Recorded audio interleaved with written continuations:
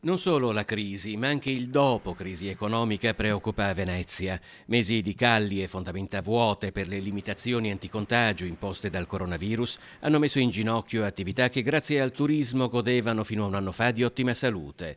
Il rischio che associazioni criminali si concentrino sull'acquisto di bar, alberghi, ristoranti in svendita di fronte allo spettro del fallimento è molto alto. Non c'è dubbio che quando succede questo noi non lo sappiamo perché un po' per vergogna, un po' per una situazione che si è compromessa negli anni, per cui magari qualcuno già era borderline rispetto a quelle che sono le normali rispondenze a un'attività commerciale. Evidentemente può essere che qualcuno faccia di questi passi, ma noi non lo sappiamo mai per primi, saremo forse gli ultimi a saperlo, perché diventa tutto una cosa molto omertosa. E questo ci sorprende perché qualche volta quando è successo potevamo magari dare una mano ma nessuno ce l'ha chiesto. Chi saranno i nuovi proprietari di Venezia quando passerà il ciclone della pandemia?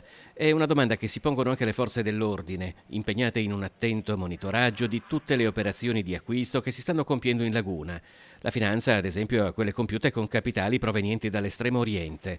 Il presidente della Camera di Commercio di Venezia, Massimo Zanon, si associa a quanti chiedono una collaborazione attiva dei propri associati di fronte a situazioni poco chiare. Più di un decennio fa avevamo messo un numero verde che poteva essere contattato facilmente in maniera anonima per dare in qualche modo o per scaricare certe situazioni in modo tale che l'associazione potesse intervenire e dare un proprio contributo.